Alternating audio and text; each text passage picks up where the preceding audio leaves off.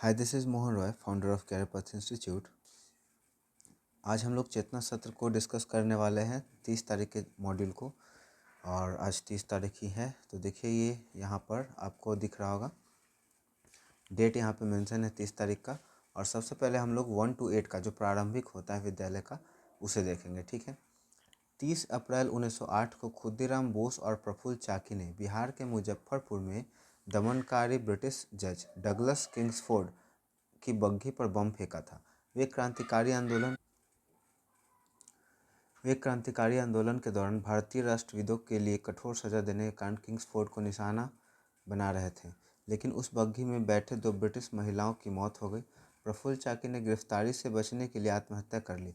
खुदीराम बोस को अंग्रेजी हुकूमत ने फांसी दे दी। नेक्स्ट हम लोग का है, भारतीय फिल्म उद्योग के पितामह दादा साहब फाल्के का पूरा नाम धुंधीराज गोविंद फाल्के था, किंतु वह दादा साहब फाल्के के नाम से प्रसिद्ध है। दादा साहब फाल्के का जन्म 30 अप्रैल 1870 को नासिक के निकट त्र्यंबकेश्वर में हुआ था। दादा साहब फाल्के की 100वीं जयंती के अवसर पर दादा साहब फाल्के पुरस्कार की स्थापना वर्ष 1969 में की गई थी। दादा साहब फाल्के पुरस्कार भारतीय सिनेमा का सबसे बड़ा पुरस्कार है, जो आजीवन योगदान के लिए भारत की केंद्र सरकार की ओर से दिया जाता है। भारतीय सिनेमा इतिहास की पहली फीचर फिल्म राजा हरिश्चंद्र का निर्माण उन्होंने ही किया था। ठीक है, आगे हम लोग देखते हैं। आज का विचार है यहाँ पर, पढ़ाई में बिताया गया समय कभी बर्बाद नहीं होता है, यह भविष्य के लिए एक बचत है।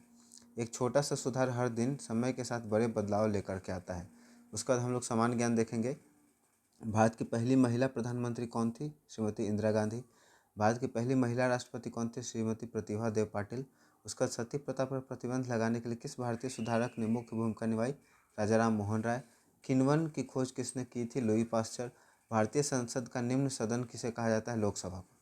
ठीक है, उसके बाद जर ये तो कल का ही है। ठीक है, नहीं ऊपर का 2 कल का है, बाकी ये नया है।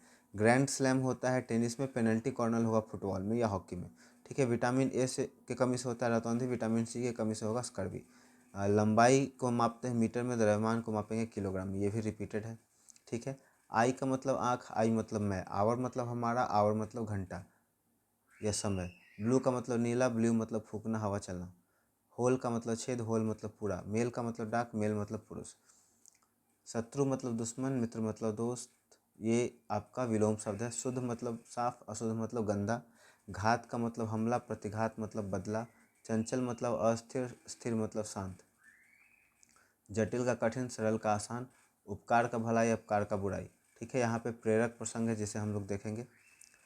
सन 1908 का वह दौर था जब बंगाल की क्रांतिकारी लहर अपने चरम पर थी। ठीक है, कब का बात हो रहा है? 1908 का। बंगाल का विभाजन कब हो गया था? 1905 में। किसने किया था? कर्जन ने, है ना।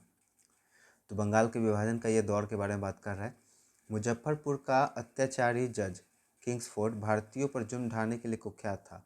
उसे सबक सिखाने की जिम्मेदारी 2 युवाओं को सौंपी गई, 18 वर्षीय खुदीराम बोस और 19 वर्षीय प्रफुल्ल चाकी। दोनों युवक कोलकाता से मुजफ्फरपुर पहुंचे। उन्होंने कई दिनों तक किंग्सफोर्ड की दिनचर्या का पीछा किया। 30 अप्रैल की रात जैसे ही किंग्सफोर्ड की बग्घी क्लब से बाहर निकली, दोनों ने उस पर बम फेंक दिया। हालांकि नियति को कुछ और मंजूर था। उस बग्घी में किंग्सफोर्ड नहीं बल्कि 2 निर्दोष अंग्रेज महिलाएं थीं। धमाके के बाद दोनों अलग अलग दिशा में भागे ताकि पकड़े न जाए। खुदीराम बोस नंगे पांव 25 मील चलकर वैनी स्टेशन पहुंचे, जहां वे पानी पीते समय पुलिस द्वारा गिरफ्तार कर लिए गए। दूसरी ओर प्रफुल्ल चाकी पुलिस से बचते हुए समस्तीपुर से मोकामा पहुंचे। मोकामा स्टेशन पर एक पुलिस सब इंस्पेक्टर को उन पर शक हुआ और उन्हें घेर लिया। प्रफुल्ल चाकी ने देखा कि अब बचना नामुमकिन है। वे अंग्रेजों के हाथ अपमानित होने के बजाय देश के लिए शहीद होना बेहतर समझते थे। उन्होंने अपनी पिस्तौल निकाली और खुद को गोली मारकर वीरगति को प्राप्त की। 13 जुलाई 1908 को खुदीराम बोस को फांसी की सज़ा सुनाई गई। फांसी का दिन तय हुआ 11 अगस्त 1908 का दिन। उन्हें मुजफ्फरपुर के सेंट्रल जेल में रखा गया। सेल के अंदर बोस का मन और प्राण कभी कैद नहीं हुआ। वे अपनी क्रांतिकारी भावनाओं को सेल की दीवार पर कोयले से उकेर देते। उन्होंने लिखा था, एक बार विदाई दे माँ घूरे आसी, हंसी हंसी पिरवो फांसी, देखवे जोगतवासी। जगतवासी मतलब पूरा दुनिया, है ना। निर्धारित समय पर भारत माता की इस वीर सपूत को हंसते हंसते फांसी के फंदे को चूम लिया। ठीक है। उसके बाद हम लोग देखेंगे 9 to 12, ठीक है। और ये बाकी सब तो ये सब सेम रहता है, ठीक है। उसके बाद सीखने का जुनून पैदा करे, यदि आप ऐसा करते हैं तो आप कभी भी आगे बढ़ने से नहीं रुकेंगे, आज का विचार है। उसका समान ज्ञान का बात अगर करें तो है जनगणना 2027 आज़ादी के बाद की भारत की कौन सी जनगणना, जनगणना 2027 आज़ादी के बाद भारत की कौन सी जनगणना होगी, 8वीं जनगणना होगी। जनगणना पर मैं एक डिटेल वीडियो बना दूंगा, है ना। अब ये क्यों मैं कह रहा हूँ, क्योंकि जनगणना में हम लोग को ड्यूटी लगी है, तो जनगणना के बारे में काफ़ी अच्छे से इसमें पढ़ने के लिए एक मॉड्यूल मिला है जिसमें दिया गया है। तो एक मॉड्यूल से मैं नोट्स एक्सट्रैक्ट करके अच्छे से बना दूंगा, क्योंकि नोट्स में शो नहीं कर सकता वो जो बुकलेट मिला है, क्योंकि वो हम लोग को पर्सनल यूज़ के लिए मिला है, तो उसका PDF खुद से बनाना पड़ेगा मुझे, ठीक है। आगे देखते हैं, भारत की जनगणना किस मंत्रालय के अधीन आती है। बहुत अच्छा क्वेश्चन जनगणना से आएगा, काफ़ी सारे क्वेश्चन रहते हैं। गृह मंत्रालय, भारत के रजिस्ट्रार जनरल और जनगणना आयुक्त के कार्यालय के माध्यम से जनगणना 2021 में होना था, लेकिन कब हो रहा है, 27 में, कोरोना की वजह से इसमें डिले हुआ है। भारत की पहली डिजिटल जनगणना कौन सी है, जनगणना 2027। अभी इस समय हम लोगों को जो मिला है काम, उसमें क्या है, जो भी डाटा फीड करना है वो डिजिटली फ़ोन से ही करना है। HLO ऐप आया है उसके थ्रू।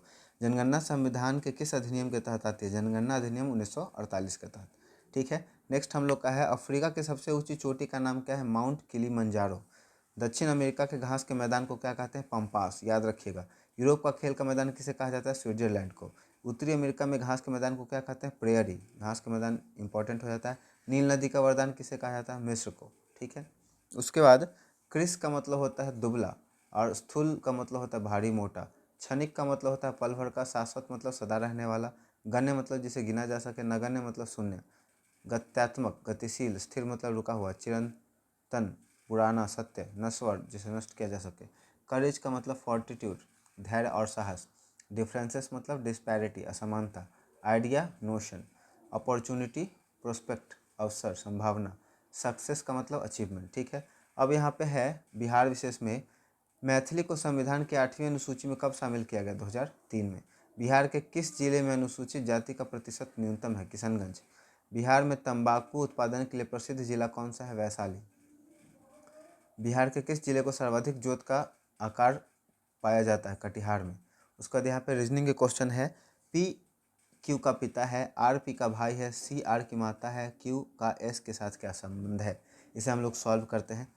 P Q का पिता है, ठीक है, तो ऊपर में P लिखेंगे और नीचे में इसका बेटा है Q, ठीक है। R P का भाई है, तो P और R क्या है, भाई है, मतलब ये इसके अंकल हो गए, ठीक है। Q के अंकल R हो गए। S R की माता है, S है जो R की माता है, तो यहाँ पे S आ गया, और दोनों बच्चा क्या है, इसका है। Q और S का संबंध क्या है, देखिए Q जो है और S का संबंध, तो ये दादी पोता पोती का हो जाएगा ना, पोता पोती का, दादी पोता पोती, ठीक है। यहाँ से हम लोग सॉल्व कर लिए इस तरह से। फिर आगे बढ़ते हैं, एक और बचा हुआ है। A B का भाई है, C A का, तो ये आप खुद से करेंगे, घर से आपके लिए होमवर्क रहेगा, ठीक है। पहला मैंने आपको करके बता दिया किस तरह से होगा।